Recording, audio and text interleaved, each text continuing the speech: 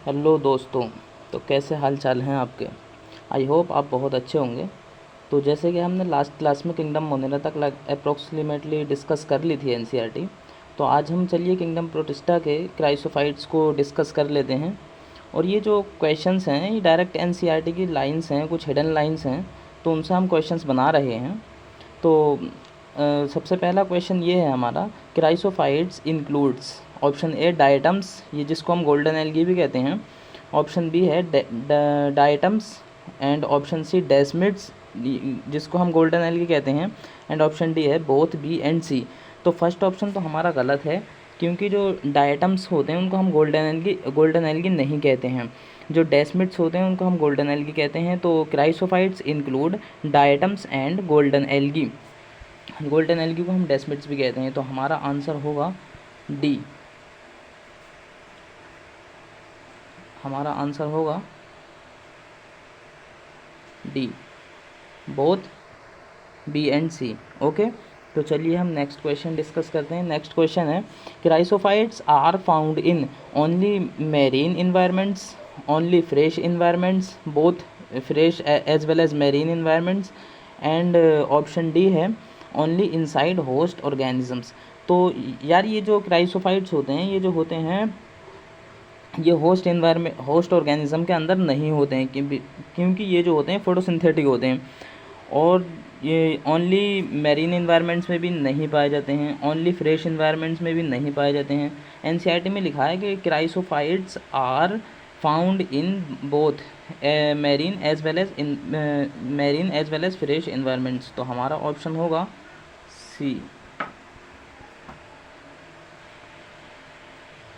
Okay, and the next question है, find correct statement about chrysophyte. हमें chrysophyte के बारे में जो करेक्ट स्टेटमेंट हैं या करेक्ट ऑप्शन हैं उसके बारे में हमको बताना है। तो स्टेटमेंट फर्स्ट है, दे आर मैक्रोस्कोपिक। तो जो क्राइसोफाइट्स होते हैं ये मैक्रोस्कोपिक नहीं होते हैं, ये जो होते हैं माइक्रोस्कोपिक होते हैं, मतलब छोटे होते हैं। मैक्रो का मतलब बड़ा होता है और माइक्रो का मतलब छोटा होता है। तो मैक्रो नहीं होते हैं, ये जो होते हैं माइक्रोस्कोपिक होते हैं। And the statement second is, they float passively in water currents plankton. Yes, they float passively, ये पैसिवली फ्लोट करते हैं। ये ऑप्शन, ये स्टेटमेंट जो है बिल्कुल सही है। तो हमारा जो आंसर होगा, only second statement is correct. तो हमारा आंसर होगा B. And the next question है, in diatoms cell walls form. Diatoms के अंदर सेल वॉल जो होती है वो किस तरह की होती है, ये हमको बताना है। ऑप्शन ए थिन शैल होती है और वन थिन शैल होती है। ऑप्शन बी है वन थिक शैल होती है।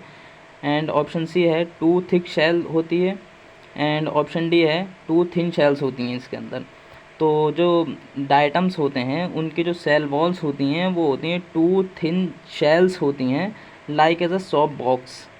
ओके, तो हमारा आंसर होगा ऑप्शन डी।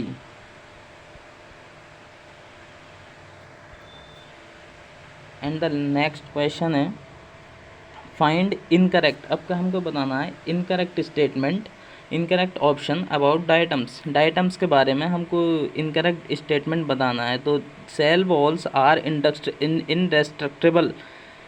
क्या डायटम्स की सेल वॉल जो होती हैं इंडेस्ट्रक्टिबल होती हैं, मतलब ये ख़राब नहीं होती हैं, इसका मतलब ये है।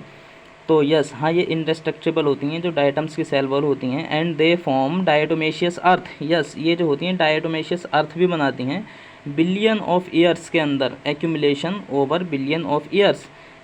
यहाँ पर हमको एक चीज़ का ध्यान रखना है कि क्वेश्चन हमसे ये भी पूछा जा सकता है कि मिलियन होता है या बिलियन होता है। तो हमको इसका ये भी ध्यान रखना है कि बिलियन ऑफ ईयर्स डायटोमेशियस अर्थ बनाते हैं ये।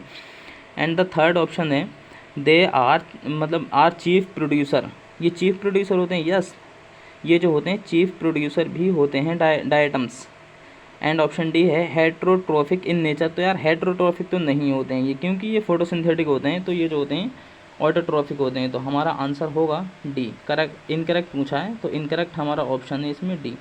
ओके, आई होप ये क्वेश्चंस आपको समझ में आए होंगे और आप इसकी एक बार एनसीईआरटी ज़रूर चेक कर लेना क्राइसोफाइट्स की। Okay, thank